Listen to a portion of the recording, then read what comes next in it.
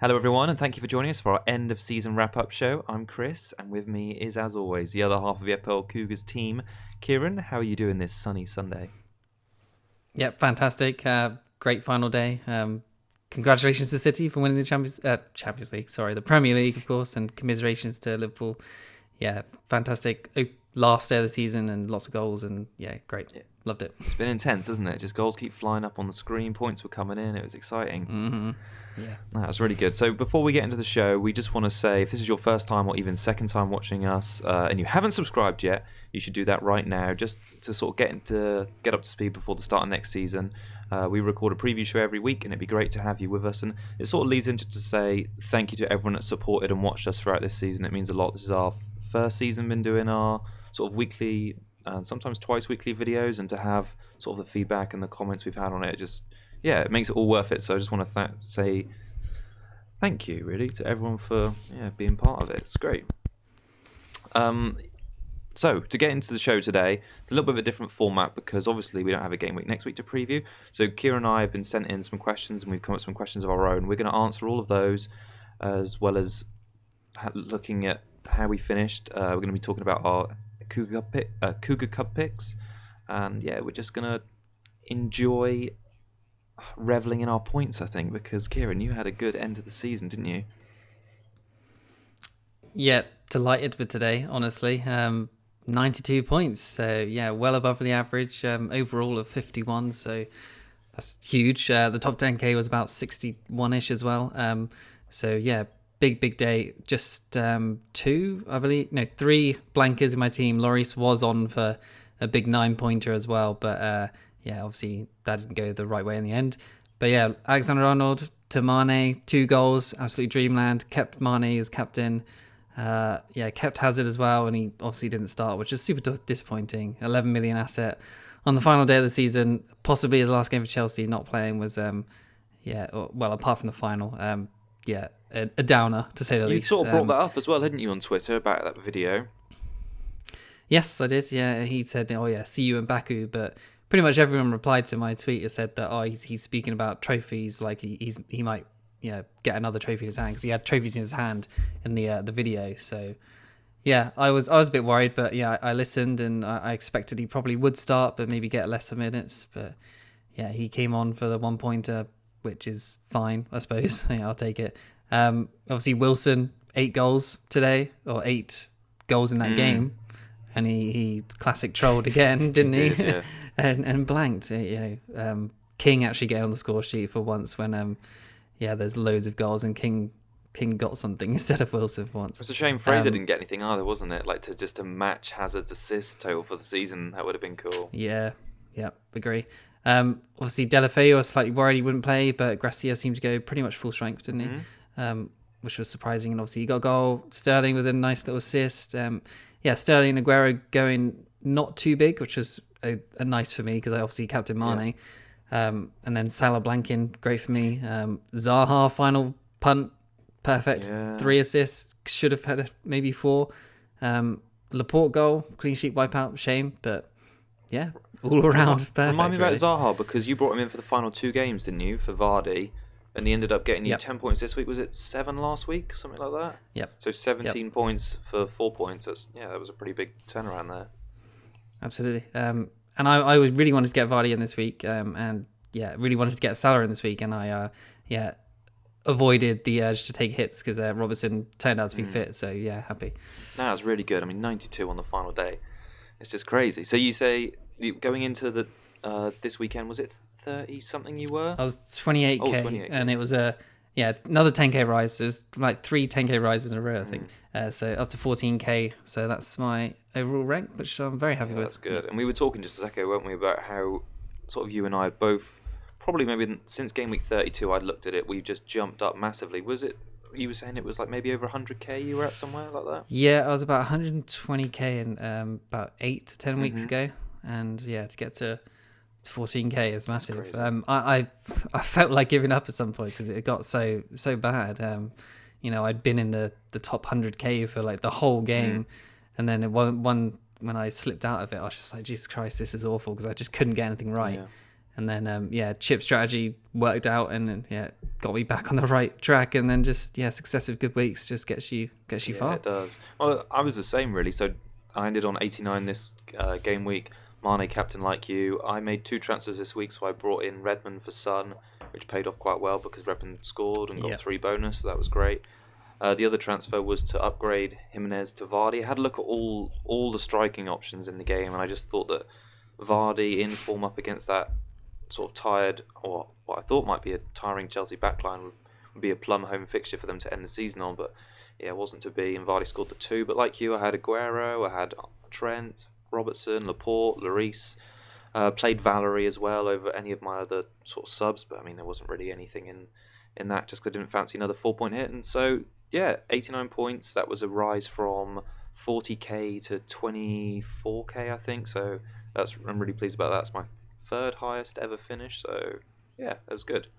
It's good. And I think when we get onto the questions a little bit later, is the things you were talking about with regard to making some moves. I think your clutch moves for the final 2 game weeks, Hazard last week and Zaha, really just helped propel you up the ranks. And similarly, I'm talking about rank rising. I think it was game week 32. I went back and had a look a minute ago. I was 146k. So to get from 146k up to 24k in like 7 game weeks is pretty crazy. It shows what you can do with chips. Yep, 100%. Yeah. Okay, so FPL Cougars League, we've been encouraging you all to join and take part and play, and we've had some great finishes this season. We're really pleased with that. So Shannon, who we've been talking about all season, she ended up captaining Salah this week, which is a bit of a shame really. So she had sucks. the double 3 points for 6, so that meant she dropped down from 15th to 17th. But for her first season playing to finish 17th is pretty damn amazing. So ginormous. So huge well done to her. So that's fantastic. Top of the FPL Cougars League. We had Kalon Hewitt and his team Gunnarsons, who finished 290th overall. He finished 2nd in the FPL Cougars League. It's his 13th season playing, and it's his highest rank finish since he finished 12k, so that's really well done. And in 3rd place, Tim King, top of the Klops, who finished 342nd overall. He jumped 350 places on the final day because he scored 89. Big finish. Nice. And again, now it's his 13th season playing, so it's cool that we've got a couple of veterans in there who are right at the tippy top of our Cougars mini leagues. That was really good. Well done to you all, and thanks for taking part. I'm sure we got to try and break into the top 50, haven't we? I mean, you might have done today, but I might have done. I probably got close. I've just 14k overall. I should be somewhere up there in the mini league. But I've been way outside the top 50 for ages, so it just shows that the competition's hot at the top there. Cool. Do you want to wrap up the Cougar Cubs, because this is our little game that we've been doing, haven't we, since probably about game week 32, maybe? Okay. It might have been a bit before that, but anyway, so for anyone that doesn't know, it was we pick a player each week that currently is not in either of our teams, and they have to be under 15% owned, and we just tally up the scores that they get in FPL, and then we add it to our own scores each week. Going into this week, I was on 68, and you were on that's 68, and you were on 67, so I was 1 point ahead. And this week, game week 38, I chose Sigurdsson, Tottenham at home, who got me 5 points, and Chris chose. Do you remember? Vincent Kompany, which was Brighton away. Obviously, he scored 3 goals, didn't he, today? They won 4-1, and Vincent Kompany got a hat trick. That's how I remember it. And then they won the title. Yeah, I don't think you were watching the right thing. But I saw him with the trophy. Did you not see him with the trophy? Yeah, that counts as like maybe two extra points. Okay, I'll just say it. Good. But no, Company got 2 points. So yeah, I finished on 73 and you got 69. So Kieran is crowned champion. Oh, congratulations! Yes. Woo. We need to have some sort of cool forfeit for next season. We're going to plan this over the summer. Forfeit or prize. I said you like have to captain like Kante in the first week. So. No, I don't like. No. Okay, but yeah, that's we'll do that from the start of next season, and we'll think of some more. We'll put some more things in place, won't we? Yes, cool. For sure. All right. So should we jump right into the questions then? We got 19 of these to have fun with, and there's quite a lot to discuss. So, do you want to fire the first one at me? Right. So to start with a downer, biggest regret of the season. Yeah, you it's go. a tough one. It's a tough one. But I drilled it down to two things, right? So two players, off one thing. So I think generally I'm too slow still at reacting to good performances, and I think that's sort of like a general thing I've had for like 8 seasons. And I like to see that a player is really in form before I bring him in, but that often leads to me leaving it too late, missing out on points. Missing it, yeah. And by that time they're sort of out of form. So I had a look back at my team, and I remember 2 key players. So the first of which was Fraser. So remember he started the season really well, and I just thought, there's no way a 5.5 million player can keep this up, and he did. So I didn't get him until game week 12, and by which time he was 6.1 million. He'd started at 5.5. You had him from the start, I remember. He'd scored 66 points in the first 10 game weeks, so 6.6 points average a game. And I just feel like in hindsight, it seems like a blunder, and it's one of those things where you wait and see, is his form going to finally stop? But it just didn't, and I missed out on him. Well, you kept Jota for quite a while, didn't you? How many weeks did you keep Jota? I think I had a look. I think he stayed in one past my wild card, so maybe game week 5. So it wasn't really long, but so yeah, that was a perfect change, wouldn't it? But yeah, hindsight. Oh, no, exactly. Yeah, it's the way it goes. Something to learn from. Yeah, for sure. And I think that the regrets of the second player this sort of extends to was Mane, because from game week 23 to game week 34, he was on that incredible run. Yep. Which coincided with me slipping down the table. So if I don't know if you recall a minute ago, I said my lowest rank of the season was about game week 31 or 32. After Mane had gone on like the 11 game week great runs, we had 10 attacking returns, scored 80 odd points. Yep. In that time, I'd persisted with Salah and captained him when he was bang out of form, despite it was being obvious that Mane was in form. I just thought, okay, it's going to swing back to Salah soon. But yeah, I think that those two things are just reacting to player form and knowing if it's going to be a blip or not, if that makes sense. I mean, he did it at the start of the season as well, didn't he? Anyone who went Mane over Salah was doing better. Obviously, Salah was still doing well. He was still returning, but Mane was outperforming him. And for 3 odd million, maybe 4 at that time, 4 million cheaper, wasn't he? Yeah. So the crux of this whole season has been getting on Mane and Salah at the right times, really, I think. If you did it perfectly throughout the season, then you would have been way up there in the top thousands, probably. What about you? What did you think is the biggest sort of regret from your season now? So I didn't go for specific players sort of owning. I did it. I went for Aguero when I didn't own him for his back-to-back hat-tricks in 25 and 26. So against obviously Arsenal and Chelsea, which most people you wouldn't say you'd expect that to happen to him to get hat-tricks against those two teams. And back-to-back, awful feeling not having him, because I think it was I'd got my wild card in 16, and I bought in Sterling and Sane. Oh yeah, that's right. So obviously that was when they both started to go absolute crap.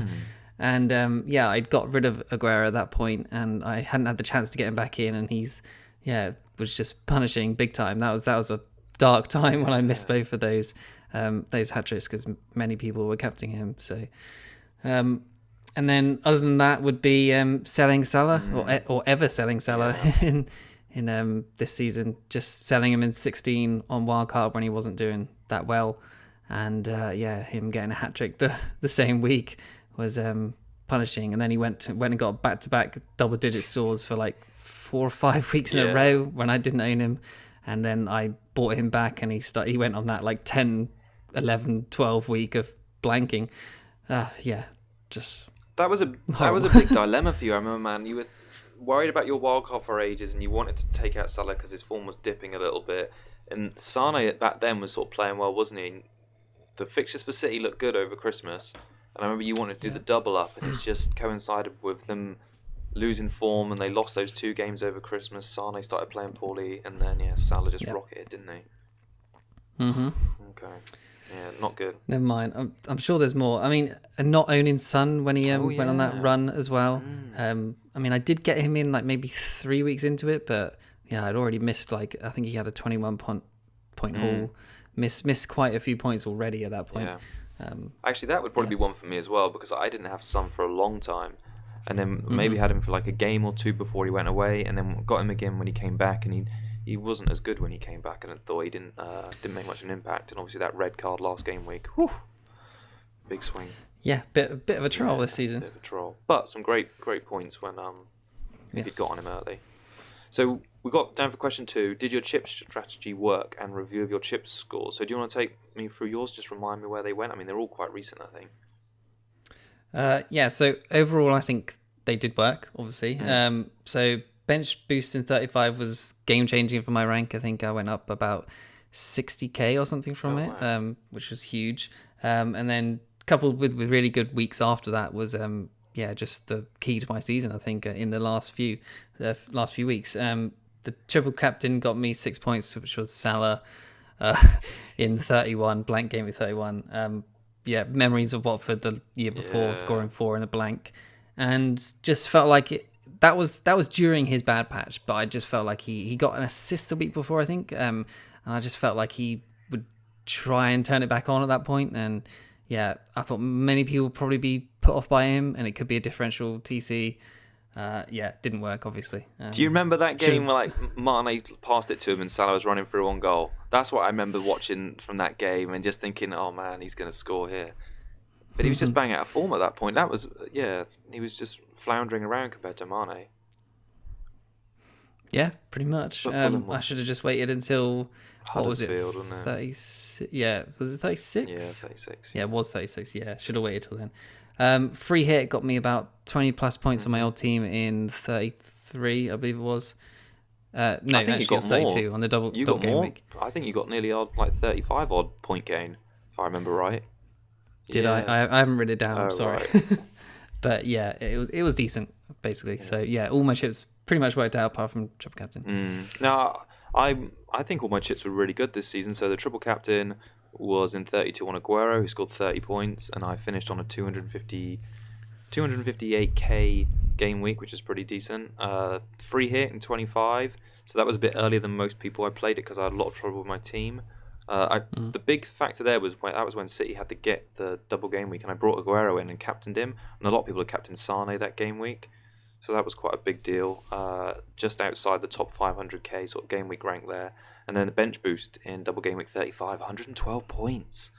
That was a good one. And a game week rank of 61k. So I think it goes to prove that if you can be patient enough with your chips, you and I both prove that sort of saving them for a double generally is favoured. Yeah, I agree. I think, I don't know, some of the game weeks, like the blank ones, weren't living up to what we expected. Like you could have used a few free hit in that sort of time, and possibly like not saving your wild card for 34 stuff. That could have teams still did well without having the wild card sort of thing. So it wasn't essential to have your chips for this time. I think it kind of evened out across the whole thing, to be honest. But yeah, I might be using chips earlier next season, especially like maybe a bench boost or something like that. Even though it was so good this year, just rotation in those sort of later weeks can be punishing. We did talk about this the other week, didn't we? And I was almost set on using my bench boost game week 1 next season, but then I looked back at how many points I'd got, and I think I gained like 25 odd points off my bench boost in game week 35. And I should also say about my free hit chip, that gave me 39 points on my team at that time, so I think that was a success. I didn't mention that a second ago. But despite bench boost giving you that little, quite literal boost in game week 1, I think that the fact that even those cruddy players you leave on your bench for the boost, even if you can get 2 games out of them, they generally, we return quite well. Yeah, you're right. I probably will keep it after the success of this year, but yeah, it's just something to think about, really. Question 3. Okay, yeah. So, worst transfer or failed punt this season? I had a few to talk about, but I think it's gonna have to be taking Dunk out for Cathcart in game week 35. And I've got another failed punt as well as Watford player. But yeah, taking Dunk out for Cathcart. So I took Dunk out for a -4 ahead of the double after they'd been so poor in the first double. Dunk scored 8, Cathcart scored 3, and he got subbed at half-time in the second game, lost a clean sheet away at Huddersfield, and he was the one that passed the ball, fluffed the clearance in like the first 5 seconds, and it went straight to Shane Long, and Shane Long scored. Yeah. So that was like a 9-point swing, and also he's like a 4.5 million defender, and I've not played him since. And look, he got 0 today again as well on my bench there. So he was pretty crap. I think failed punt would be. I think it has to be Troy Deeney, which hindsight now, I probably would. Hindsight, even knowing he got the red, I probably still would have done it because of the fixtures. Like, I don't feel bad about owning Troy Deeney, but that red card just ruined it. So by definition, he's failed. But I'd do it again, I think. But yeah, no, I think it was a wise move at the time. I think he was in decent form, and he had the good fixtures in that double, didn't he? So and good fixtures afterwards. I mean, Gray got some points in that game week, so yeah. True. So mine would have to be Walcott in for Richarlison in game week 4 when Richarlison got, I think it was a red card. Yeah. God, so it just seemed to be, it seemed to be the logical move. Just everyone was just thinking, oh, this is the dullard obvious move, right? Walcott's in decent enough form, and was maybe slightly cheaper or about around the same price. So I just went Walcott to Richarlison, or Richarlison to Walcott, and he just was awful for ages and didn't return at all. And it was just like, what the hell am I doing? This is so stupid. And he had to get out as soon as possible. I think he was in my team for like maybe 3 weeks. Just trash, to be honest. He scored today though, Kieran. If you'd brought him in for Hazard today, whoa. Yeah. Big points. And honestly, failed punts, I don't think I really had any. I didn't really go that punty this year. I think I played the stats well, and they seem to work out for me most of the time. I didn't really go crazy on the punt side of things. Safety picks, I like it. I remember you had one where you went for success at some point, didn't you? Well, he was my 4.5 enabler. So I had a look at actually at this, the stats, how many times I played him. I only actually played him once because I was rocking 4-4-2. Okay. I'll get onto that actually because I got some interesting stuff about formations in another question. But success was a failure in many ways. But I didn't actually need to rely on him very much. So fair enough. He enabled. Okay. Number 4. Biggest success. I got the Salah captaincy in game week 16 for his 42 points away at Bournemouth. Yeah, don't remind me. Yeah, that was a big one. Well, it's funny, he didn't seem like a popular captaincy pick at this time, and I thought, am I missing something? And I captained him, and he obviously scored that hat-trick. It was great. I also had the blank game week 33 as a good one, because that was my highest game week score of the season, so that was 37k game week rank finish. The big decision on that one was whether, do you remember Liverpool were away at Southampton in the evening game, and I had to get rid of I think I got rid of Sterling, so I was going to bring him back in on the wild card, and my big decision was to get in Mane or Hazard, and I ended up going Hazard. He scored the 2 goals against West Ham at home, and I also had Vardy in, and Captain Vardy, so a huge game week score of 84 when the average was 36. So I think that game week was part of propelling me back up the table, because at game week 32 I'd finished 146, so I needed a quick response, and I went from like 146 back up to 86, something like that, off that game week. So they both got 16 points, did. didn't they? Yeah. So everyone was wondering who to captain between them, and they both ended up getting the same score, didn't they? Big Guaita in goal got me 10 points as well. So he was good for you this year. He was. I got more on goal. I got Kieran. I got stuff on goalies we'll as well. talk about it later. Stuff on goalies. Okay. So I've got 2 good successes. So a -4 in game week 3, which involved De Gea, Davis, and Jota out for Edison, Alonso, and Billing. Oh, yeah. And Edison and Alonso were just getting successive points for weeks after that, and obviously De Gea, nothing at all really. Davies was getting rotated all over the place, and then obviously Jota was failing to live up to his hype from the Championship. And those guys got me good points after that. And then game week 37, Son to Hazard captain, Duffy to Kelly and Vardy to Zaha as a -4, which gave me huge points over in 37 and 38. So yeah, nice. Yeah, 2 great successes there for me. Like it. What have we got in question 5? Surprise asset of the season, so general or personal? Okay, so mine covers general and personal, I think. So Fraser, Gaming 1.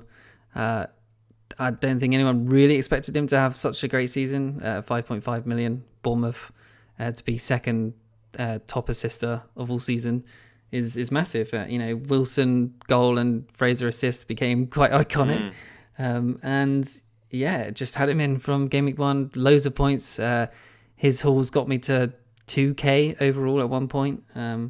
And yeah, just fantastic. And I expect he'll probably get a price hike next season. So like Millie did this season, something like 6.5, I reckon. So people will have to think about his inclusion. I reckon he might be more than that. I reckon he might be 7.5. Well, if he goes to that, then I think it's too high. But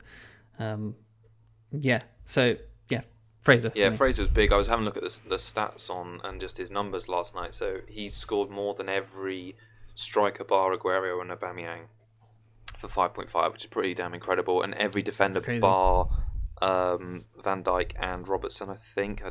Alexander-Arnold has actually pipped him on the final day. I was just checking. So basically, apart from the 3 Liverpool defenders, yeah, I thought it's just incredible value, and I think his price is going to skyrocket. So what does that make him? What, the 7th highest scoring in the game? He's the 4th highest scoring mid, and then there's 3 more, so 4, 7, 8. So he's about 10th highest scoring player in the game, which is pretty damn decent, isn't it, for 5.5 million at the start? Definitely. I had Jimenez because he's just come in, promoted side. Usually promoted players or players in promoted sides, I know he was signed, don't usually sort of adapt to the league so quickly, but 13 goals and 10 assists in your first season is pretty incredible for a player who, again, was 5.5 when it started. I think he's going to finish on 6.9 or 6.8, so I think he's going to be due a price hike. Would you go near him next season if he was sort of 8.5?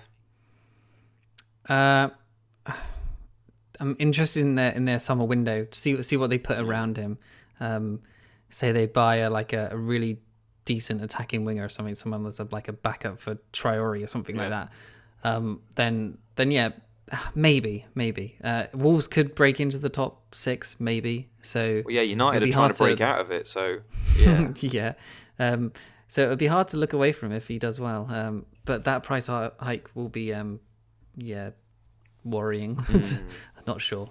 It'd be interesting. I mean, what do you think? Well, I think he's going to see a bit of a price hike as well. I mean, Vardy had a big season when they won the league, and he went up to about 9. Was it 10? I think he might have gone up to. And Jimenez has not quite matched him in terms of total points, but he's more than 3/4 of the way there, and so I wouldn't be surprised if he's 8.5. I also think we'll get on to players moving positions a bit later as well, but I also think it's going to be interesting what they do with Jota, because for the last 10 game weeks, Jota's looked as involved as Jimenez and has outscored him, I think, over the last 6, and he's been playing up front. So it'd be interesting to see if they actually reclassify Jota as a forward next season, because if they don't, I think he could actually, in his second season, be a better pick than he was sort of at the start of this season. I'd kind of be surprised if they do with him. I'm not really sure why I'm saying this, but I just don't think he will be. I hope he's not. No justification really, but yeah. But I mean, in his positional play and like all their Wolves official sort of lineup graphics, they're putting him up front now. So it could happen. Surprise asset of the season also, Wan-Bissaka. Got an assist today, didn't he? So I think he finished with more points than Lukaku this season. So bear in mind, Lukaku started off at 11 million and Wan-Bissaka started off at 4. So that's pretty damn incredible. He's been great, isn't he? He has, yes. But curse of being 4 million, he was benched for a lot of his points for most players, most teams. So, I think I saw some of his points, but definitely not most of them. And I think I got rid of him for someone cheaper at some point as well, or an upgrade. So yeah, he didn't stay all season for me, which is a shame, because I would have liked to keep him. He doesn't have the goal threat of Van Aanholt, but I could see him going up to 5 million next season, and maybe Van Aanholt coming down to 5 as well, so they're both at 5. It's a bit of a decision there. Yeah, I agree with that. Can see that, because Van Aanholt's been a bit disappointing. He has. All right, next question. Biggest flop asset of the season. Whoa. loads. So yeah, I've got one down here, which is we just mentioned him was PVA Van Arnold. Have you? I had him in my first game week squad, and he was good for the first like 4 weeks. Was picking up a few clean sheets still, but then for someone who promised to do bits all season, he barely did at all. I think he got 2 goals maybe all season. Did he score today? Didn't he? Obviously scored today. He did score today. He loves a game week 38 goal. But yeah, other than that, he scored. I think he maybe scored in the first week or assisted something like that, and got the clean sheet and got 15 points, which was nice. But yeah, rest of the season he was very underwhelming, and for 5.5 in a Palace defence that obviously has been good this year but is generally not that great, that was a disappointing season for him for sure. Yeah, no, I think that's a good one. I've got quite a few players written down for flops, so I put most Man United players, namely Lukaku. That's his worst season since he's been in the FPL games. 115 points. His best was 221, so he's been pretty atrocious. Sanchez equally. I mean, to think that he was like the top scoring player, was it 2 seasons ago now? And just can't get a look. I mean, fair enough, he's been injured, but I mean, United players flops. De Gea as well went from the top scoring goalkeeper last season at 5.5, awful season. Yet none of the United players have looked good and not really been options. Kafka, I've just put as a personal flop because of what I just talked about a minute ago, because he irritated me. Now, I have got some interesting stats on Doherty and Anderson, all right? So I went back and had a look. There's a fantastic website, and it's called FPL Statistico, isn't it? I'm just trying to find the crazy URL. So if people want to check this out, do it after this. Actually, I'll put the URL in the video description because it's a bit of a funny one. It's like a new. Well, anyway, it's weird.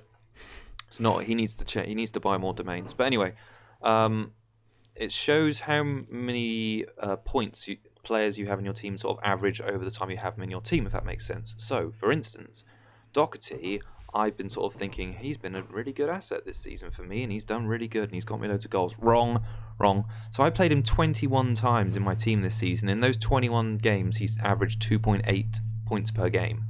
Now that is really, really poor, and I'll get onto more about the formation a bit later and what I'm thinking for next season. But that's really, really bad. So I'd consider, despite the fact he has got some goals here and there, I think he's more of a hindrance to my team because I've relied on a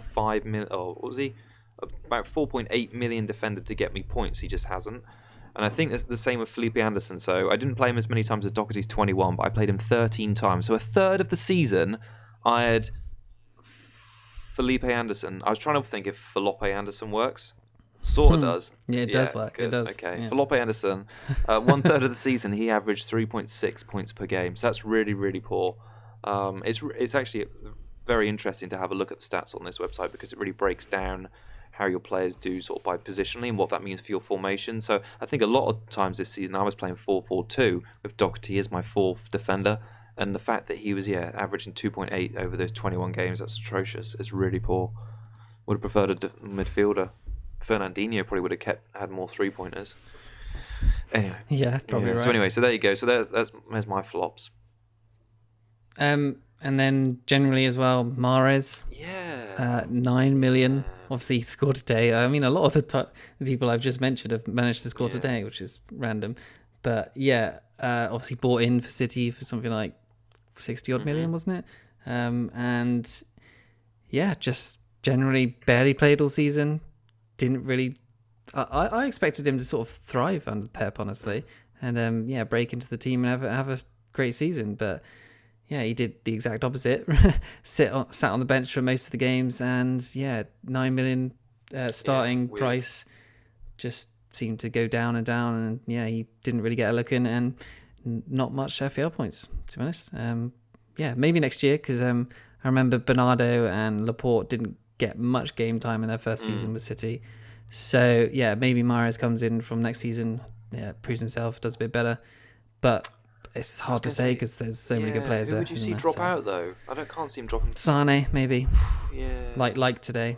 I see Bernardo and Sterling. I thought De Bruyne. I think David Silva will see less game time next season, even less than this one. But I would be surprised if he moves on just to retires in Spain maybe. Or go to the MLS. Yeah. Follow David Villa. I kind of hope Foden gets more minutes next season. And Pep sort of introduces him a little bit more. I'm not sure if it's going to happen, but I think Foden needs to have a really good pre-season play well in those games where some of the sort of bigger players might be getting a bit of time off, and then really impress, and hopefully be able to start a few more times next season, because I think he could be good. Yeah, if people get injured, I mean, maybe he needs a loan, Yeah. but loans for players like that often don't work out either, do they? So he might be one of those that sort of gets away, flies out the coop and doesn't come back. Yeah, that's the thing. Have you got any more flops? No, you mentioned them, De Gea and PVA, Mahrez. That's mine. All right. So we had goal of the season, didn't we? The question in what was our favourite one? I've got quite a few written down, but you just had one, didn't you? I think. Yeah, Townsend versus Was City good, for me. I think it was around Christmas, wasn't it? And that absolute screamer volley from about 25 yards, top corner. Yeah, fantastic. That was amazing. So the two I'd written down provided by Arsenal were some fantastic team goals. Do you remember that one which Aaron Ramsey finished away at Fulham? It was like a back heel and like a big team goal. I really liked that goal. That was nice. I think Townsend would be my pick as well, just because of the sheer oh my godness of it. I think a team's goal's got to make you go oh my, and then it's like a really good one. Arsenal scored a really good team goal at home against Leicester. One of the few games Ozil played, and I think he set up Aubameyang. That was a really nice move. I also quite liked Aguero's goal against Liverpool in scoring from that really tight angle. Do you remember that at the Etihad? The only game Liverpool lost this season, which is incredible in itself. But just that was such a tight game at that point, and the crowd was electric. And then Aguero just found half a yard. I think it was on Lovren, and just smashed it into the roof of the net. I thought that was quite an incredible goal in a crucial game, really. I mean, if they didn't win that game, and that was the first goal on that one, then they might not have won the league. Company with his rocket on last Monday. Yeah, big moment. Big moment. And then Salah against Chelsea. Yeah. To be honest, I don't think there was that. Oh, that Salah goal. Yeah, that was nice. I can't really remember that many sort of screamers standing out, to be honest. No. Yeah, the Townsend one, Company, Salah. Not that many, really. What about Xhaka's against David De Gea? Do you remember that? Where David De Gea was like, oh, and then it swerved in. I'm being sarcastic because it was awful. Yeah. Yeah. God. Depressing. All right, goal of the season. I think my 1, 2, 3 off them would probably be Townsend at number 1, Company at number 2 because of what it meant for the title race, and then probably Aguero number 3, just because again the importance of it, and just I like it. And just an honourable mention for the EFL Cup, the one that Hazard scored that was against good. Liverpool. Yeah. That was really quality. Sturridge's goal in the Stamford Bridge game was good as well, wasn't it? Yes, yeah, true. And even Hazard's a few weeks ago, where he sort of like went past like 2 or 3 players. Might have been, was it Newcastle? West Ham. Okay. Oh no! Yeah, that was really nice. Yeah, no, it was West Ham. I think. Yeah, that was a really great goal as well. Someone in the comment section when we were talking about amazing goals the first time round, he'd said, "What about the Hazard goal?" And I suppose that was good because he was just running so fast. The technical ability to just move his body, that was kind of crazy good. Yep. Yeah. All right, question 8. We have how many captain successes did you have and total points? Okay, so 38 weeks. I had 28 success, 10 fails, which is pretty good. And up until game week 14, they were all successes in a row. I wonder if anyone managed to go the whole season with captain successes. Probably not, but total captain points was 532, so it's okay. I think I was about 50 odd points off if I captained my highest scoring player each week. About 50 points behind. That's not bad. Yeah. I had the same number of blanks, so 10 blanks, and I think the only really bad one was Pogba when he scored -1. -2. Oh yeah, and he got -2 in that penalty miss game.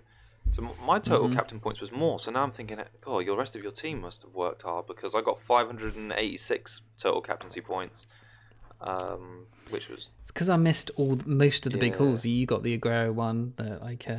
I missed the Salah haul. Yeah. Just the players around. But my total actual captain points as a percentage of the highest possible captain points I could have got was 60%, if that makes sense. So if I'd captained my highest scoring player in every game week. But so 60% off that total points isn't too bad, I think. So that was quite interesting. If people want to find that out themselves, again, that was from the FPL Statistico site, which is very interesting. So I'll, like I said, put that in the description. Yeah, but so it shows that we're picking mostly well. Did you go for any really punty captains this year?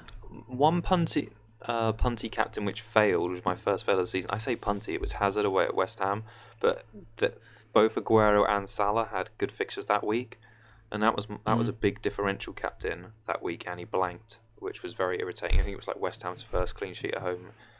Yeah, I remember that. So actually. yeah, and apart from that, I didn't really have any punty captains. It was usually Aguero, Salah, Sterling, Hazard, or Mane this season. I think mine was Sane in 25, where he got it was what he got 2 points. No, he got 2, so he got 1 point in 2 games. That is bad. And I think a lot of people triple captain as well, because obviously he had form at that point, and I obviously went for just the captain, thankfully. That was the puntiest, I suppose. But I didn't captain any defenders. I don't think. Didn't go for any lower than like 8 million. I think Pogba was my lowest priced captain, and obviously that went well with the -2. Yeah. So I wonder if that's going to sort of be a reflection for next season. Do you think that you'll keep it mainly on players who are sort of the very top of the table, or do you think you spread it around a little bit more? I mean, the defenders this season, again, Trent showed today that he can match Mane and beat Salah. Nah, I think I'll probably keep it safe. If you keep captains safe, then you'll usually be doing well, and just let the rest of your players do well. I don't think captains really need to be risky. What do you think about defenders in double game weeks, though? Because this season especially has shown that defenders in double game weeks seem to be outscoring midfielders and strikers. Is it something to consider? I mean, Laporte. Laporte 3 game weeks in a row. I think he got like 100 points combined in those 3 game weeks, double game weeks. Yeah, defenders are usually more nailed on to playing both, aren't they, as well? So, I'll definitely consider that next year. Defender in double. A defender from a top 6 team, because you and I were both very against Brighton defenders, weren't we? Well, Brighton did all right in the second double in 35. Dunk, as you know. Yeah. Next question? Right. Yes, where are we? Any players that you've kept all season? No, I had luck at my shocking game week 1 team. I had too many punts and bad picks. So I had Jota, Bernardo Silva, Peltier from Cardiff, Stevens, Ericsson. Yeah, Robertson's been in my team the longest, so I only got rid of him for 1 game week, so I've had him for 37 of 38 game weeks, so that's kind of cool. But yeah, otherwise, my whole team has changed. I didn't ever think I'd get rid of Salah, and I have. Yeah. I'm just trying to look back on game week 1. Just because of how good Mane is now. Like at home, Mane, I know Salah ended up finishing top scorer this season, and Mane's away form is atrocious, and he doesn't get assists. But surely next season he's going to be more of a threat again to Salah for sort of like the either or, even more so than this season. 100%, he finished, let me just check, 28 points behind him. That's minimal, isn't it? It'll be hard to have both of them, because Mane is going to get a price hike for sure. So it's going to be either or, absolutely. My player I've kept all season was Robson. Okay. He was game week 1, and he's been a great asset all year for me. Loved it. He was maybe going to go out this week because of his injury concern, but other than that, he's I've never really thought about selling him. Kept him on wildcard when a lot of other people went to Trent when he was injured for that time, or he got injured, and a lot of people didn't have Liverpool defence at that point, and I still had Robertson go strong, which was great. I imagine he's probably going to be 7 million next year, maybe 7.5. 7.5 or 8, but, I think they're really going to boost him up. He won't be 8. They're not going to go 8. But he scored That's too much 213 points this season, which is that's more than Aubameyang and Aguero. Oh, I don't know. I think he's 7.5. Okay, well maybe, but I think Trent and Robertson, maybe one of Mane and Salah are already locked in for next season, aren't they? Definitely. Game week 1, yeah. Even if they are 8 million, I think. I think I want to try and have a Man City defender all this season as well, because we've seen they can go on these crazy clean sheet runs. Like you had that one at the start of the season when Edison was in your team, and I got on Laporte too late, and they started being crap around Christmas time. But he's come back in now, isn't he? And Laporte's been the best City defender. It's a shame. You and I both had Mendy, didn't we? Game week 1. And he did well for the first few weeks, didn't he? Really well, until he got injured, obviously. Yeah, Mendy was a great asset to start. If he can be fit the whole year and play most weeks, then great. I kind of hope he's not, because if Zinchenko is the starter next season, I imagine he won't get a huge rise. He'll probably be like 5.5. You can get Zinchenko nailed on in that team. 5 million, 5.5. That would be good. Bargain. It will be interesting to see what they do with Mendy this summer, actually, because he's missed so much football for them since they signed him 2 seasons ago. Do they stick with him, or do they sort of loan him out to try and get some game time? I mean, Yeah. I don't know. He's a great player when he plays, but he can't be relied upon. It's not good for City. I don't think they'll buy anyone, that's sure, because they got Zinchenko and Delph if they have to play there. Well, Laporte can play there if they have to, so I don't think they'll buy anyone. It's just what they do with Mendy. We'll see. So to round out sort of questions at the halfway stage, we have pre-season targets, and have you met them? Did you have any? Well, I wanted to finish in the top 10k. That was my goal, and just finished short, 4k behind it. So I didn't think I'd get anything close to it. Like 10 game weeks ago. So pretty close. Decisions that I made upon logic that just didn't get me there, with obviously Salah going out and things like that. So some tough decisions along the way, but close enough, I suppose. What about you? Yeah, I was trying to remember if I had any ones, and I think it was just to try and finish in the top 50k, and it was quite simple, because I thought that's what seemed like a good target to me. So to finish 24, I probably got to up my targets for next season, which sort of runs into the next question, doesn't it? What's your target for next season now that you've hit this now? Simply put, top 10k. Top 10k again. Yeah. I think I'd like to have another consistent finish where I finish. It's funny because going into this game week, when I was thinking about most of these things, I was sat at 40k, and I was thinking this season, if I can just finish inside 50k, that would be great. And I've had written down next season inside the top 25k, that would be great, because I've had one top 500, one top 2.5k, and then the other next best after that was a big gap from 2.5k to 35k. So now that I've sort of filled in that gap a little bit, it'd be good to finish between 2.5 and 25, if that makes sense. So that'll be the next target. That or better, but 25k I think is a minimum for next season. I think that's fair. I'm just aiming high. I think I can do it, so why not? Go for it. We have got the whole... I think, I don't know about you, but I mean, this is probably the first season you've taken it more seriously, especially because we're doing the show.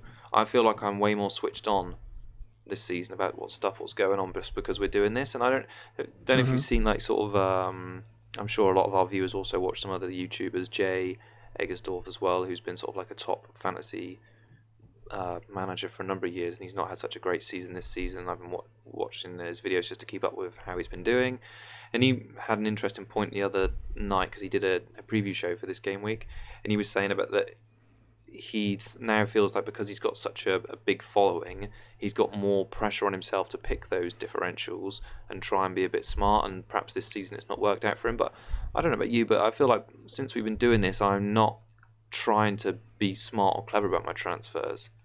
Like, I know we've got more people sort of like looking at our teams and our decisions and that. I don't know how you feel about that. I wouldn't say smart and clever is the right word. I think just I'm trying to be more clinical and decisive about it, I suppose. You're just looking at the stats properly and, making wise decisions. I think, I'm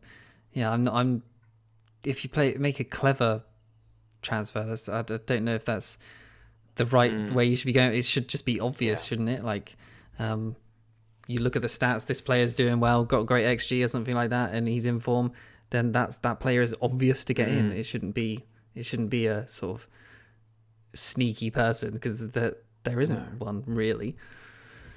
I just feel like I've been more on top of it, as you say. And it's kind of bled into me doing well in MLS fantasy, top 150 in Champions League fantasy, did well in the World Cup fantasy last year, I just think it's going well, and hopefully we'll continue to do well in the future, and people get behind us and we make right decisions. No, I agree. I think that's pretty good.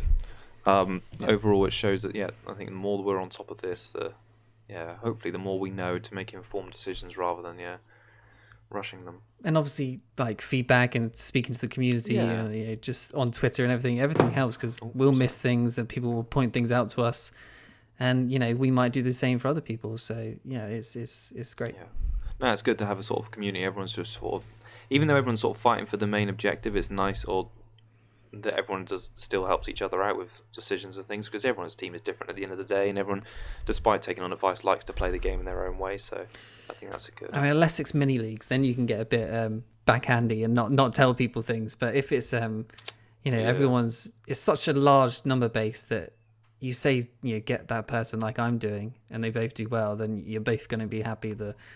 The sort of position overall probably won't really matter if you both do well. Yeah, no, I totally agree. So we have got question 12. Okay, price changes for next season, what we expect, and position changes. Yeah. Do you want to lead on this one? Because I think you had some good points on the other day. I mean, I'd say it's a subject for another in-depth video, like towards next season. Okay. But for now, Milivojevic, I think he'll go up to. I think any penalty taker, I think will go up, just because of VAR come in. So. Yeah, Millie, I reckon he'll go up to about 7.5, right. Something like. I think did Gross to go up to 7.5 this year? Yeah, so something like that. Because obviously he's had a good season as well. Mane probably go up to about 11 million, I'd guess, around Hazard's price point now. Because he only finished 7 points behind him in the end. Mane behind Hazard. Yeah. All of the Liverpool defence, Alisson will probably go up. Robbo, VVD, Trent. I guess who played today? Was it Matip? Yep. Okay, so he'll probably go up to about 5.5. I reckon they're gonna. Remember when we started this season, every Spurs defender was pretty much 6 million. I reckon they'll do this. And they'll set like a baseline with all the Liverpool defenders as well. Well, like even Gomez. Maybe not because he was injured, but I could. Lovren? Yeah, Lovren I could see at 6. Matip I could see at 6 as well. Van Dijk probably be 7. Robertson, Trent 7.5, or one of them 8. Alisson at like 6.5? It's rare to have a goalkeeper at 6.5, but could be. Yeah, well, it is. That's it could be.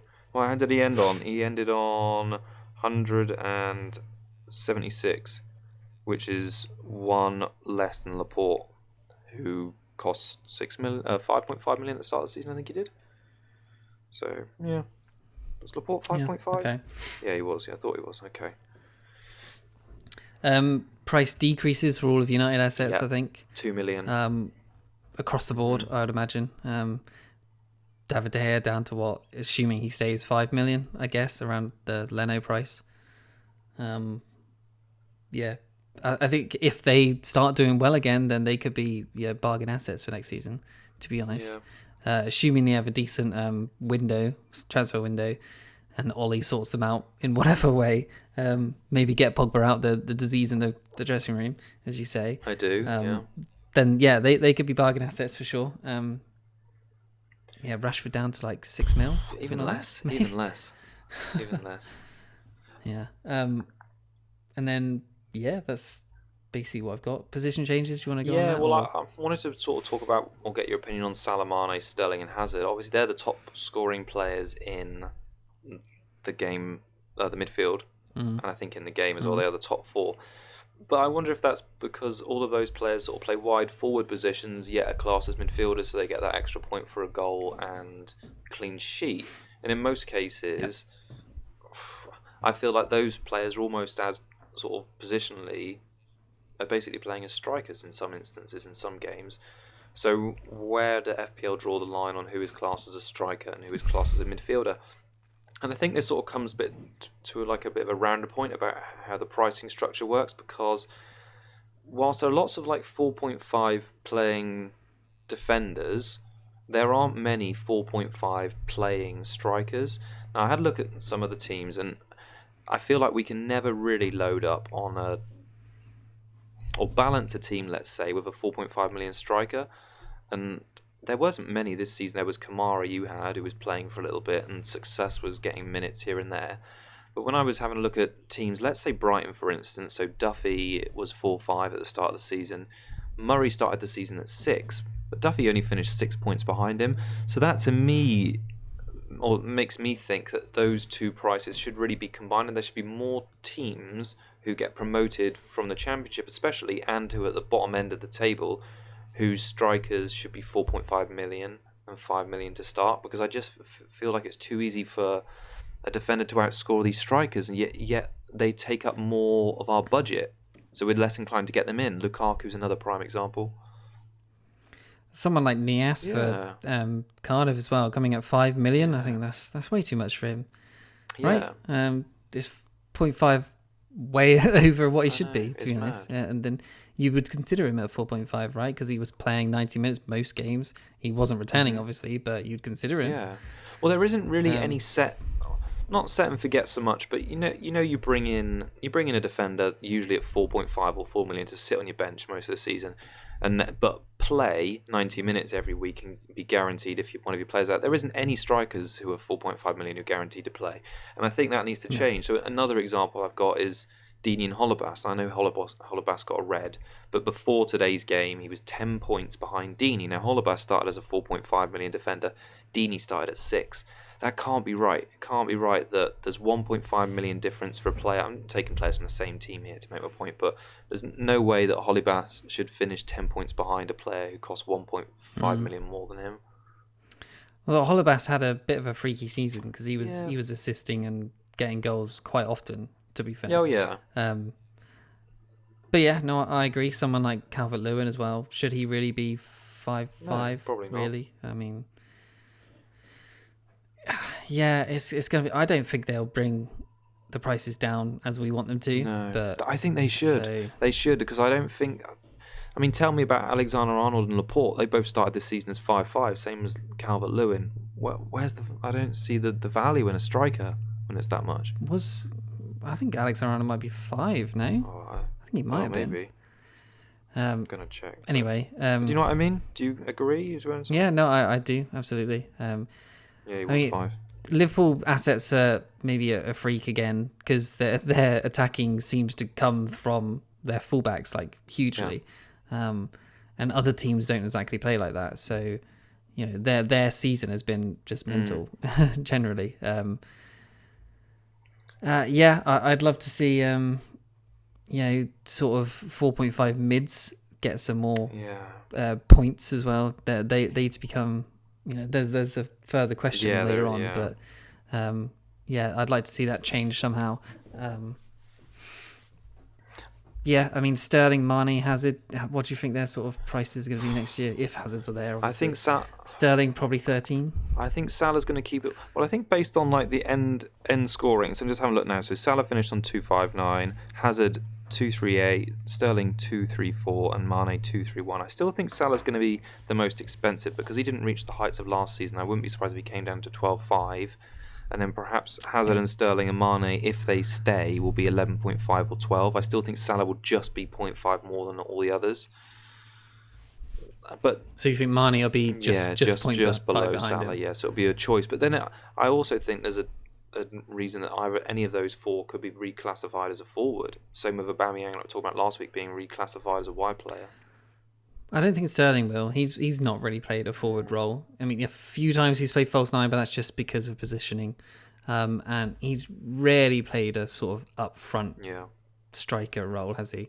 Mane, not really either. Far as a front three, I don't know if you can class that as a striker because it's a bit more. It's defensive as well, isn't it? The way I'd flip it, that side of it then is how can you class... I know this isn't really a question for us to solve, but how can you class Mane as a midfielder in the same way Fernandinho is for City? Do you know what I mean? Because I know the price is different, but where he's positionally on the pitch compared to a player like Fernandinho, is it still fair that he gets the same number of points? I mean, he's positionally really close to most strikers in the league. Well, that's something I want to talk about in a later question as well. But yeah, people like Zaha, does he play in a different position to Mane? No, not really. No. So why is Zaha a striker? And Arnautovic, is he that much further forward than Salah or Mane? No, he's not. It's really difficult, I think, that FPL sort of locked down the position changes at the start of the season. That's it. I can understand why it would be difficult for them to change it during the season, but yeah, all of next season's positions are based on, I don't know, maybe more than more than half of this season. Yeah. So for all we know, next season Firmino could start playing number 10. They play 4-2-3-1, and Salah plays like an out and out number 9 from game week 1. We don't know that, but I mean it could happen. And it's like Milner this year. He's classed as a defender, right? Because he was playing defence all last year. Maybe. I think he's still a defender. Or maybe it was a year. I think it was the year before. The year before that, sure. Okay. But then he started playing midfield again, and he's out of position sort of thing, and he doesn't get the points for clean sheets or whatever. So there's loads of players that are in the wrong position as well. Well, maybe not loads, but it's a difficult. Yeah, it's going to be difficult. Yeah. It is. All right. Let's pick up more about that, because I want to talk about that. Sort of comes under one of our later questions about rules, doesn't it, and scoring and all that sort of stuff. Okay. So the game of the season we've got sent in from the FPL point of view and a general point of view. So FPL wise, an amazingly freak game for a lot of players. 5-0 Liverpool Watford to Watford. Mane 2 goals, VVD 2 goals, Trent triple assist, Robertson double assist. Huge points all around for anyone who had pretty much any Liverpool player in that game. All the popular ones anyway, apart from Salah. Yeah. He didn't get anything, did he, that game? No, I don't think he did. That's crazy. But yeah, that was just crazy. You probably never see that again, of Trent, Van Dijk getting 2 goals, Trent getting a triple assist, and then Robbo getting double, and obviously Mane getting 2 goals as well. It's just unheard of, really, of just how many points were in that game. Yeah, I think FPL wise that was just mental. General, I couldn't really think of many. It's hard to remember. But Liverpool versus Palace 4-3. That was a crazy game. And then Wolves versus Leicester 4-3. Yeah, that was a good one. Do you remember that one? Yeah, that was a good game. That was good too, because I think Wolves went 3-0 up and then it finished 4-3. Those are the top of my head. Well, as I said earlier, I love that City Liverpool game at the Etihad. That was a big one in the title, so that was a huge game. And I think with City 7 or so points down on them at that stage, that was a big statement just to reel them in a little bit before sort of Liverpool dropped a couple more points with those draws. Just remember the atmosphere being electric. That Aguero goal, that really stuck in my mind. There's a couple of sort of feel-good performances from United when Ollie took over, but I don't really know if they sort of contribute as game of the seasons. But I think they played well in an away game against Tottenham, or rode their luck a little bit, and they won. Do you remember that game? I thought I enjoyed that one. Yeah. That was quite good. And they also beat Arsenal. I think it might have been the FA Cup. Anyway, so forget that one. I think it was. But the best one I've got from an FPL point of view, it's funny you mentioned the Liverpool one, because I was going to say that one, but the other one I've got backed up was Everton Spurs. Do you remember that game? It was 5-2 to Spurs just before Christmas time. So I had a look at the points. So Calvert-Lewin goal, Richarlison goal, Son got... Oh, sorry, no. Calvert-Lewin, Richarlison, Son 2 assists, Trippier assist, and Kane assist. So all those players got assists.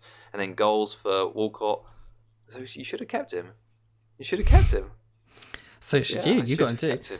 So Wally, Sigurdsson, Son got 2, Kane got 2, Ericsson and Ali. So incredible game, wasn't it? Just points everywhere. I don't think I had Kane during that game, and I don't.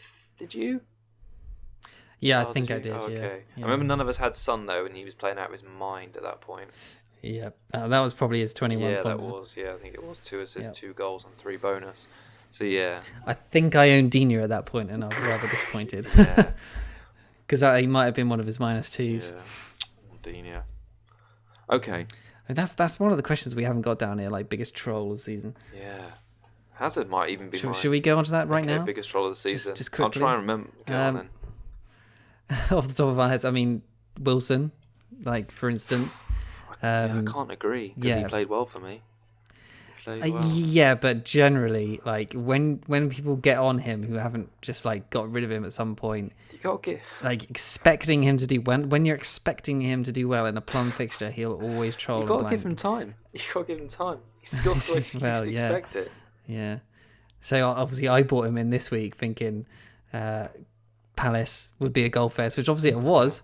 And yeah, Wilson blank. He's just the classic FPL troll. I brought him in on my. I just checking back. I brought him in on my wildcard for game week 5, and he got an assist, and then he blanked, and then he got an assist, and then he got 14 points, 2 assists and 1 goal. I mean, I can't love him. I can't not love him after that start. So I'm sure he's divisive. I'm sure a lot of people did well with him, but a lot of people hate his guts. We go way back. I had him in my team for way too long as well. I think that's what I was saying about the loyalty thing. I should have got rid of him when he started going off the boil, but yeah. Anyway, there you go. Good old Callum. Anyone else? I mean, I did mention Digne. He was, I mean, maybe not trolly, but Everton had that awful run of form, didn't they? But then, so a lot of people got off him, and then he had that haul of something huge, 17 points, I think he got, 2 goals, and maybe a clean sheet as well. His form lately has been insane. Obviously, Everton, they drew today. He didn't get anything today, but his last 10 weeks or something were really, really good. And then, most people got rid of him towards the blanks, and just because of their form. And I kept hold of him, and he got that clean sheet against Chelsea, and I think he got one against Arsenal as well. For most people who got rid of him, troll. I almost want to say Hazard. Like, I know he's finished like the second or third highest point scorer, but I feel like I timed him wrong this season. And I think with Hazard or a player like that, you've just got to sort of keep him, second highest. You've got to leave him in your team and sort of forget about him.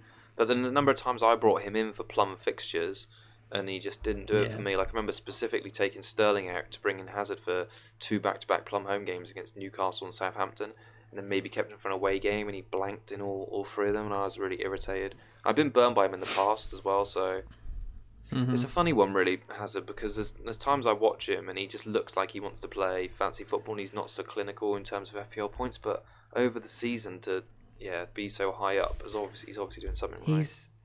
He's an away troll. He's at home. He's fantastic. Yeah. He's just every other game when he plays away, he'll blank and then take him back to Stamford Bridge and he'll Sane, another one. Yeah. Just anyone that owned him in 25, and obviously I got onto him on the wild card, thinking he's in form, and he just goes and blanks, and then Pep doesn't play him for like 20 odd weeks. So Sane's one as well for sure. Yeah, no, that's a good one. All right, trolls done. Total point hits I've got written down because I thought that would be quite can make a difference sometimes. Shall I go? Yeah, go for it. Okay, so I took 9 hits in the end. I thought it was less. I've racked up a few lately. Which is 36 points worth. But most of them were pretty much all good hits, to be honest. So I think they pretty much always paid off for me whenever I took it. Happy enough. Oh, okay. Well, I took way less. I'm always really quite hit adverse, but I took 6. Most recent of which, as I've mentioned twice already now, the third time Claxon for Cathcart. But I feel like I very rarely get a good immediate swing off a point hit. So I think next season I'm sort of going to try and reduce it even more and just rely on my bench another week if I can. So 24 points before we'd recorded the show. I'd worked out would have put me 15,000 places higher, which doesn't really mean a lot because who's to say if the player's down the line. So I think it's hard to judge. But let's just say the extra points would have put me 15k places higher. I mean, there's a stat on that FPL Statistica, whatever it was, that says immediate points gained from transfers, which is obviously the next question. But that sort of makes it seem better than it was, if it makes sense. Well, so the next question was total transfers. 40. And mine was 41. Ooh. You went for 40, did you? Yeah. Okay. And my immediate point gain was 160. Was it? So 160 off transfers straight away. That's probably including hits. I think that's pretty good. Yeah, mine was 191. Yeah. Okay. So that works out like what? 40 times 3, 4, 5. So just slightly less than 5 points per average off all those players. That's not bad. All right, well, maybe mine wasn't as good. But, I don't know how to gauge that so much, but I think it's interesting that you and I didn't change our teams around too much over the course of the season. Like the fact that we've not taken that many hits, and I would 41 That doesn't include like a wild card, No. does it? Or No. See, I wouldn't say your 9 hits is even that many over a 38 game week season, if that makes sense. I'm sure there's people out there with a lot more. I thought I took less, honestly. I thought I took something around 6. It'd be interesting to know, if people watching this, how many transfers you guys have made and how many point hits you've made and sort of where you've finished up, because it'd be interesting to see if there's a correlation between how aggressive someone plays with taking hits and whatnot, getting players in, and if they finish higher up the rank, or if it just is a bit of a disaster and you guys slip the other way. So yeah, it'd be interesting to hear some feedback from some people on that. That'd be quite cool. So question 16 we've got down as goalkeeper issues, because I went through a time of this season where I thought I was having quite a lot, but maybe not as bad as I thought. Just for you this one. Yeah, so this was the first season for me in the 8 seasons I've played where I've had a non-playing goalkeeper as my backup. So I made 2 goalkeeper transfers all season, which already seems like too many. Outside of wildcard, that was. So I transferred Hennessy out for McCarthy when he lost his place, and I transferred McCarthy out for Guaita when McCarthy lost his place. So my total keeper played points was 126, which was quite low considering. Let's say it was quite low considering Etheridge and Fabianski did better than that with 143 and 139. So I think I had. So how many points total did you get? 126 from just my goalkeepers. So I had Fabianski in from game week 1. So if I just kept him and forgotten about goalkeeper transfers all season, I would have scored more points than just faffing around. So really the reason I wanted to include this question is it seems quite like a minimal part a goalkeeper decision, but really if you can nail the right one at the start of the season and not ever touch your goalkeeper, maybe only in a wild card, I think it's probably the beneficial way to go. And also I think this season proved, for me anyway, you can get away with not having a backup goalkeeper, because I think there was only one game week, which was a blank game week, where I didn't have either goalkeeper play, which wasn't too bad. Same. My total points from goalkeepers was 150. Okay. So slightly better. I think I only had one game as well where I blanked without a keeper. I think it was 33. What were you going to say there? Well, I was also going to say that Edison probably did quite well for you in terms of goalkeeper because you had a more expensive one, but it was also interesting to note that there was only 3 goalkeepers from the 4.5 million selection at the start that played every minute so far this season, which was Etheridge, Fabianski. Was it Foster that played today for Watford?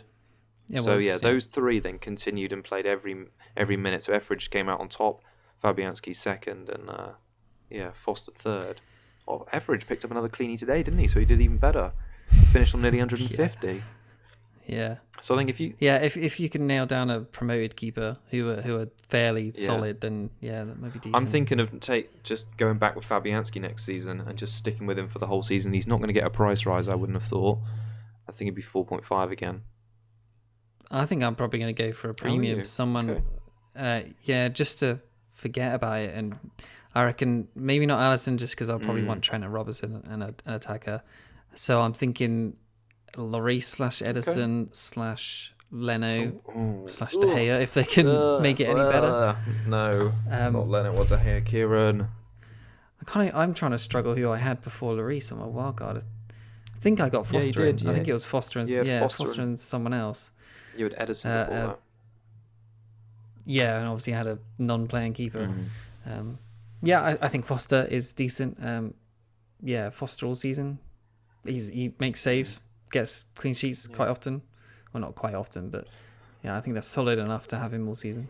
I think, good. No, I just wanted to bring that one up because I think it's interesting. Again, I'd be interested to hear people's thoughts on how they got on the goalkeepers, because although it's quite easy to forget about that position, at the end of the day, it shows that there can be points to be gained there. I mean, the fact that you got, more than 30 points more than me for your goalkeeper this season, I mean, that's quite a big deal, really, isn't it? So, that's probably won me our mini league. So, shows a good goalkeeper pick, and then forgetting about it all season is a good way to go. Okay, formation analysis on what we have learned. What did you learn, Kieran? That midfield scores the most points easily by quite far. So my midfield. So I'll run through the points I got per position. Okay. So goalkeeper was 150, defender 675, midfielder 818, and 400 forward 416. So yeah, you can see there 818 midfielder is like basically 200 points above the defense, and then defense is basically 200 points above forward. So yeah, midfield 3-5-2 could be the way to go. Sounds good. Maybe 4-5-1. Because forward doesn't sound great for points wise. Basically, because you're not getting the clean sheet point. You're not getting extra points for scoring. So yeah, 4-5-1 might be the way to go next season. Yeah, no, I totally agree. I think that showed me sort of the same thing as well. So I played 4-4-2 11 times this season, thinking that the value was in defence, and I had a good loadout with usually Robertson, a City defender, and Doherty I had for a while as well. But yeah, I think it was my average points for that formation was only 50.9. But when I played 3-4-3 and had more in midfield, I played that 8 times and scored me an average of 67. So I mean, the fact that that's 16 points higher, crazy. So I've got Doherty main problem written in capitals here. But yeah, I think you're right. If the players we've talked about, Sterling, Mane, Salah, Hazard if he stays, don't get swapped to strikers, I think it makes sense to load up on those players in a stronger midfield next season. Either play 4 or 5 or 4 big hitters in midfield, and maybe like a fifth one, and then having three or 4 big hitters and from the sort of top 6 sides at the back, just to roll those points over. It'll be if it's 3-5-2 or 4-5-1, it'll be tough decision to get the one right up front. But I think you've got to make sure that the midfielders that you get in, I think, are probably got to be penalty takers, because there's less penalty takers that are obviously midfield compared to up front. Sigurdsson being Millie, one. obviously, Siggy, Salah, I guess. Hazard if he stays. Yeah, obviously City, you don't have that. Is there anyone else from midfield that has it? I can't think of anyone. About it. Noble. Oh yeah, God, yeah. He scored 2 today. A free kick as well. Yeah. Did he? Oh, God. Siggy actually ended up with more points from Fraser this season. Just thanks to that final day assist. Just tipped him over. Nice. Yeah. Okay, so yeah, I think a formation has just showed that 4 in midfield or 5 in midfield and 3 or 4 in defence is probably going to be the way to go next season. And I'm tempted to maybe not go. I'm tempted to go without a premium striker. So this might be the last season I own Aguero. Maybe someone like Vardy might be able to fill the sort of a little bit lower, but still doing quite well. I'm hoping Vardy gets a price drop, to be honest. No, can't see that. See either, but I'm hoping. I'm I'm just hoping all the forwards see like a 10 to 15% price drop.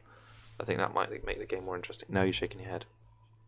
Yeah, it's not gonna happen, dude. Oh, Kieran, I want to dream. Okay, so we've got some fun ones to wrap up, haven't we? Well, not chips you would like to see.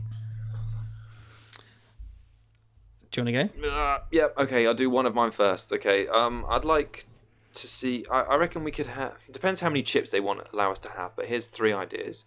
That I would like to see a chip for all-out defense 1 game week, all-out midfield, and all-out attack.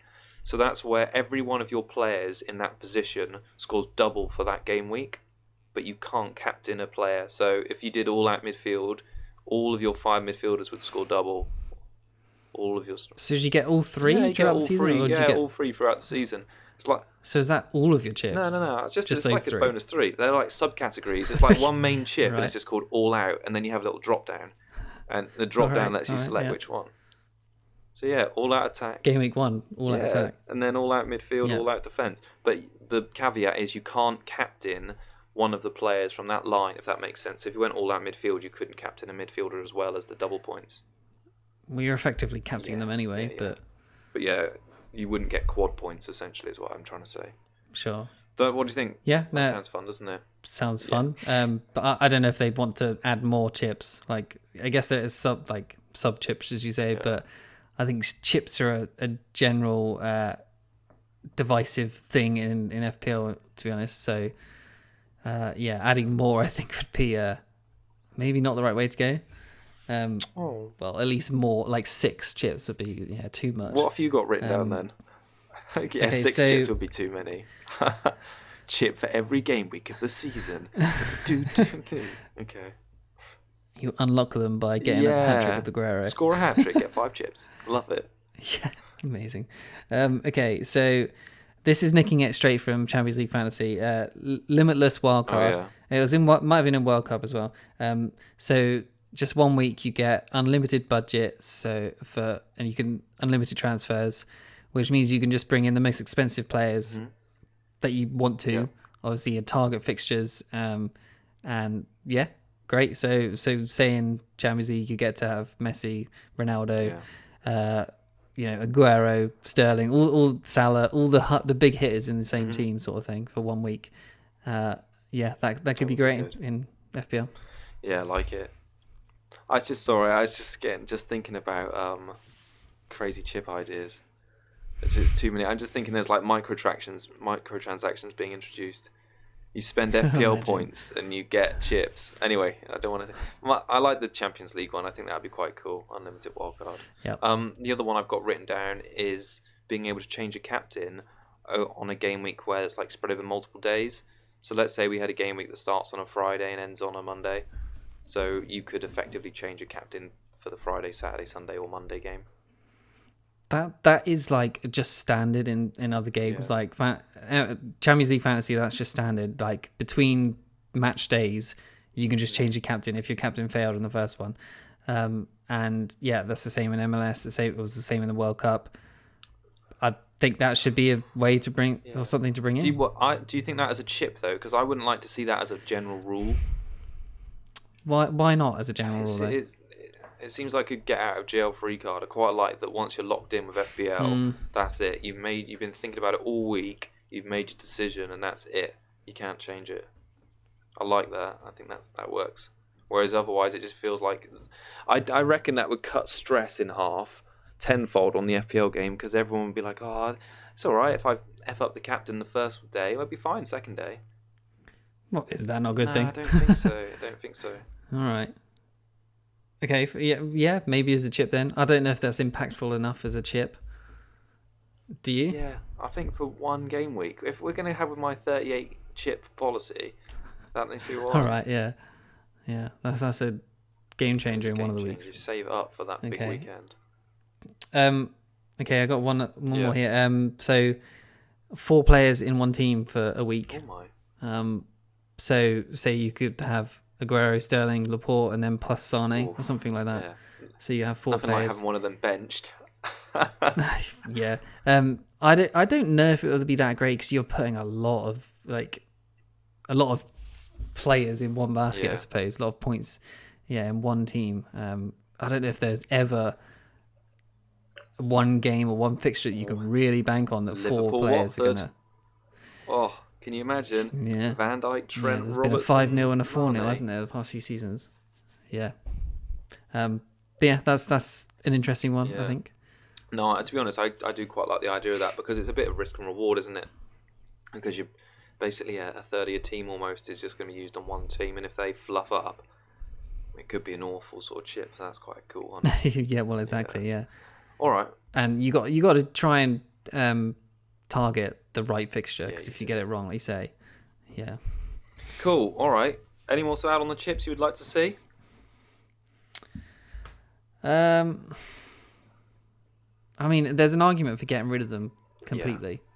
Going back to the way things once were.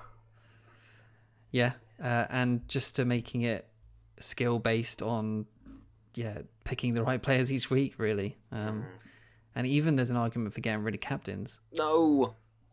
I mean, I wouldn't want to do that. Don't get rid of captains. That would strip it too bare, wouldn't it? I think there'd be less fun involved, I suppose. I think the chips are fairly well balanced at the moment, but if they incorporated mine, I'd be happy. Do you think they will change it? Because I think the 3 this year have been pretty they've been good. Was it All Out Attack we had 2 seasons ago? Yeah. And that got replaced by the bench. Free hit. Oh, the free hit, of course. Yeah, the free hit is good. Yeah, no, I'm quite happy with them at the moment. I like you though. I did prefer playing the game when it didn't have the chips because it felt like there wasn't really you had to really work for your big scores. A bit get out of jail. Like they wouldn't have served me I would have had a much worse season this season if I didn't have those 3 get out of jail cards effectively. But I suppose the same goes for everyone else. Yeah. Cool. All right. Final question. We have any changes to the rules and scoring for next season? Okay. So yeah, I've been playing MLS Fantasy recently.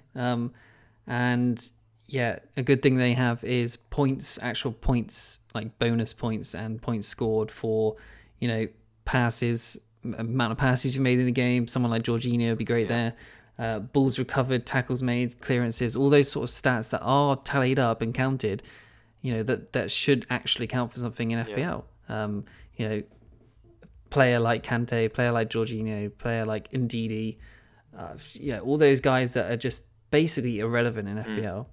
Fernandinho, that just could have points scored per week that just aren't being taken advantage of. I suppose those players are just in the game they may as well be taken out of the game because nobody's going to buy them because they just don't get the points. Yeah, I agree. I agree. Yeah, I totally agree. And the way I've got that sort of point written down here is that I feel like there should be a subcategory of midfielders. A DM. Yeah, exactly. In this game, I agree. But you still have the same line of 5, but some players like your Kante and Fernandinho it's only applicable for them to get a clean sheet point. Yep. Like so, players like Mane, Salah wouldn't get clean sheet points, but defensive midfielders typically would. So not everything else like tackles made, balls that sounds recovered, quite passes. nice as well. But I think there has to be a qualifier that they do to get it. Like you say, they have to complete 100. It's something like I think it's every 40 odd passes or something like that in MLS that you get an extra point. So someone like Jorginho did like 190 passes in a game once, I think it was. He's getting a good few extra points there. So I think if there was a DM position and those players are underneath that, just those get the clean sheet plus those extra bonuses or whatever, then players like that would be getting 5-6 a week maybe on average, and they wouldn't be so useless. There's a place for them. No, I agree. I like it. I'd be a bit concerned if that Fernandinho would be getting 5 or 6 every week. But he was. Yeah, that is, you got to balance it somehow. I'd be if he was getting 3 or 4 every week, I wouldn't see that as too much of a problem. My other point to make on rules and scoring would be something about strikers and how they don't get the clean sheet point. So I feel like I still feel like it's funny at the moment that midfielders are in that tricky situation where they get the extra point for the goal, whilst the assist are the same as they also get that clean sheet point. So I feel like there needs to be a qualifier for each line, if that makes sense, where it can get them a bonus point. So I thought an idea for the attacking point would be like an accuracy point. So if a striker has 3 or more shots with a none off target, it doesn't even matter if they score or not, they can earn their accuracy point. And the same with defenders, like even if they concede a clean sheet, like let's say your Dunk or your Duffy, let's say if they make X amount of blocks and interceptions, they get awarded a point. Yep. I feel like that might just balance out the strikers and the defenders. So even if, they don't make a contribution with a goal or a clean sheet, they still get something. Yeah, I agree with that. It might make some of the more like cheaper players a bit more viable to start, if that makes sense. A bit more variation. Yeah, and you could if you're on that sort of line, you would make bonus like BPS bonus points. Just get rid of them because you're getting the bonus points during the game for doing things in the game, like passes and balls recovered, whatever. Just bonus points in BPS has just been so shit, really.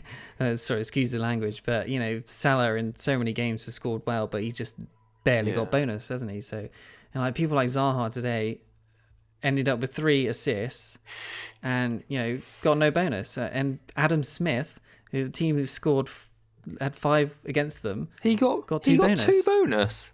No, it might have been 1, but anyway, he got bonus above Zaha. He got 3 assists, and his team won 5-3. It's just like that's broken, if you ask me. And there's so many times where that has been an issue this season, where the bonus has just been mental. Whereas like there's been times where Aubameyang's come on, scored 1 goal, came on for like 5 minutes or something, and he's got max bonus, and it doesn't make sense, and it's not even like a winning goal or something. I wouldn't look at the overall rank if I were you and see how much further free bonus points would get you up there, because it would just make you upset. Yeah, exactly. I mean, that's what I mean. Like, could be the difference between top 10 and 14. Possibly. Could be close. But yeah, I think add points like that for passes and things like that, and just get rid of bonus in general. And people can't bitch and moan about it. It'll just be a level playing field. No, I can. People know what you get. They're in the rules. People know what everything scores. Your players just got to go and do it. Years ago, they had the man in the stand sort of thing, and they just sort of picked the 3, 2, 1 points on the eye test, basically. So if Salah had scored 2 goals, he usually would have got 3 bonus points, and then usually a defender. But I can understand why they do stats now, probably because they've got some sort of agreement with EA, and as part of EA's sort of like a agreement with them, I don't know. FIFA Team of the Week. Exactly, yeah, things like that. And the BPS run under a lot of sort of stats, so I can understand why they use it in the game. But yeah, it's a bit fishy sometimes. Okay. Any more to add on the rules and scoring? No, I think that's it for now. I think we'll probably discuss in another video when they sort of announce things. I suppose. Yeah. Hopefully there's some changes, or maybe not. We'll see. Yeah, so we expect the game will probably open like late June, early July. I think it opened quite early last season, so I'm sure we'll we'll get some more news around that time. Thanks. Some prices and things. Yeah, exactly. Thanks to everyone for sticking with us. Long podcast today, but it's the wrap-up show, so there's a lot to discuss. And feel free to comment on the YouTube video or tweet us if you want to share some of your experiences from this season and the things we've been discussing for this show. As Kieran says, we'll be back to do a preview of all the prices, I would have thought, when it comes out in July. We'll still be sort of a little bit active on Twitter. Kieran's going to try and talk me into playing MLS Fantasy, and I might give that a little go. So, yeah. Everyone should. I just sort of fancy having Rooney in my team again. Why not? He's doing quite well, Captain every week, so it's got a bit of nostalgia about it. Cool. Well, just thanks again to everyone for watching and joining us, right, Keek? Absolutely, yeah. Thanks for joining us this year. On to next year. Hopefully you can all join us as well, and we can go up the ranks together. That'd be good. So if you've got any questions in the meantime, like I say, or any comments, hit us up on YouTube or tweet us. Until then, we will be back in mid-July. Enjoy your summer break. It's goodbye from me. Cheers and good luck for next year. Bye.